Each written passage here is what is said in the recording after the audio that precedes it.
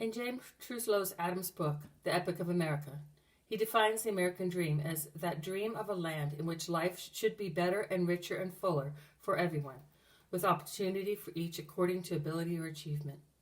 It was believed that anyone could become prosperous, no matter their history or family lineage, if they worked hard enough. The Great Plains was wide open space and had the promise of ideal farmland. The grass that covered the plains stood 6 feet high and reached all the way from Canada south to Texas. Men began to clear the land, using the endless prairie to grow wheat and the trees to build houses, barns, and outbuildings.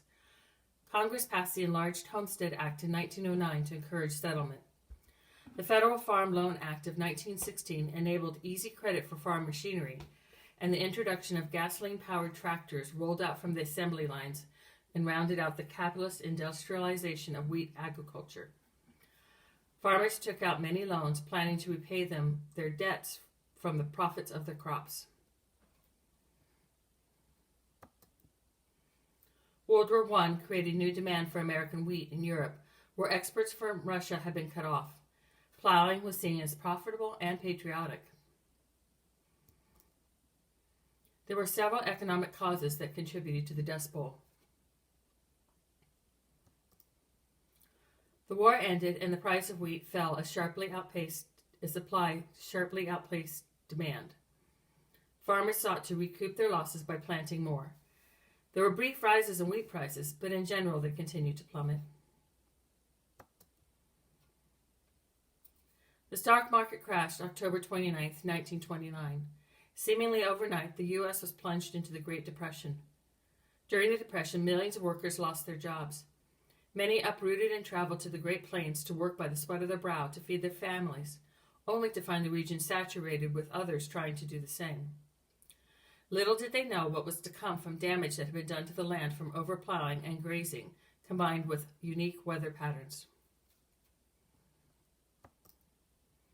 Several factors came together meteorologically to contribute to the Dust Bowl, including drought, heat, and wind. Sea surface temperatures changed the atmospheric circulation over North America. The farmers had cleared most of the natural grasses and trees, so the little rain that fell did not stay in the established root system, but instead ran off into streams, creeks, and rivers, carrying the soil with it. The most intense drought years occurred in 1934 and 1936. The high prairie, already a semi-arid region, which averages less than 20 inches per year of rain, received between 15 to 25% less than average rainfall during the 30s. Some areas even got 60% less rainfall. Once fertile, the Great Plains turned into a dry wasteland. Evapotranspiration, the rate water vapors returned to the atmosphere from the ground and plants, was in pronounced deficit. A broad surface pressure with an upper level blocking anticyclone system created a persistent adiabatic warming.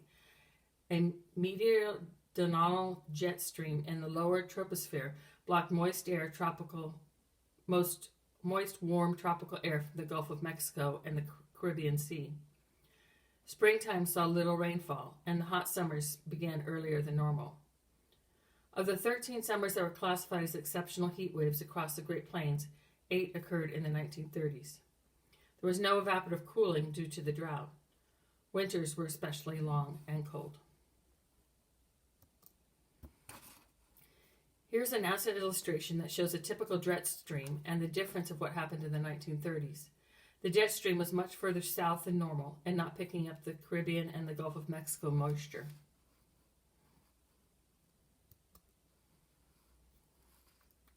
And here we see the higher temperature peaking during the 30s compared to other decades.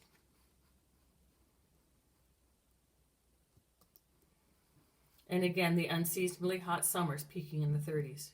Red dots showing the highest temperatures.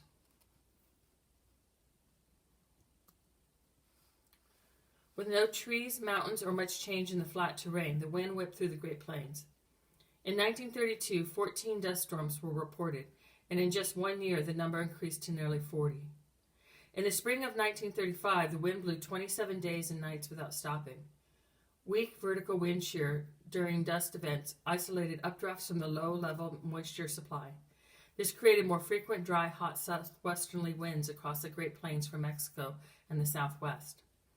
In addition, strong pressure gradients increased wind speed over the wide area.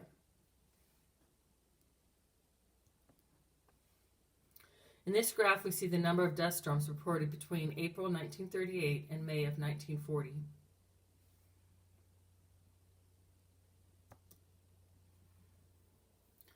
Dust storms are known as dirt storms, sandstorms, black blizzards, and dusters. They blocked out entire towns, darkening the sky and coating everything, including well-sealed homes, in a layer of dust.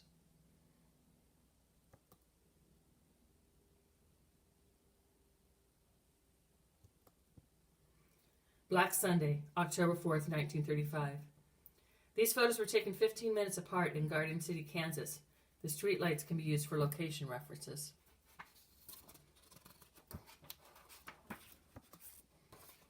In 1933, the government began to take action. They reevaluated nationwide farming and tilling practices to prevent erosion, creating the Soil Erosion Act.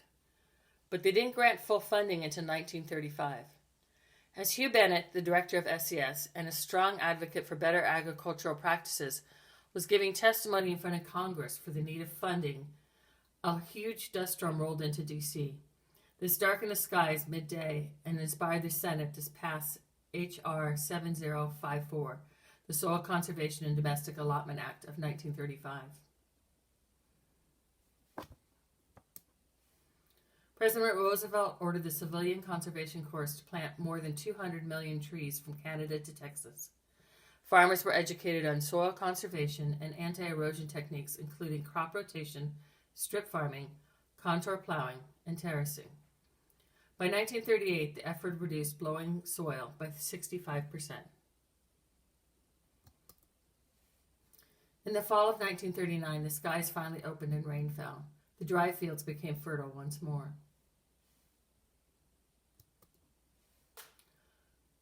What resulted from the Dust Bowl experience? There was a mass exodus from the Midwest to look for jobs in the rich soil of California, Oregon, and Washington. Those that stayed long-term in the Great Plains had long-term health conditions and premature death created from breathing in so much dust.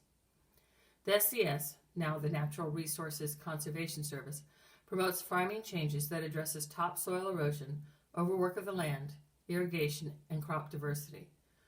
Under FDR, 3 million volunteers plant trees, dig ditches, and build reservoirs to help with flood control and water conservation.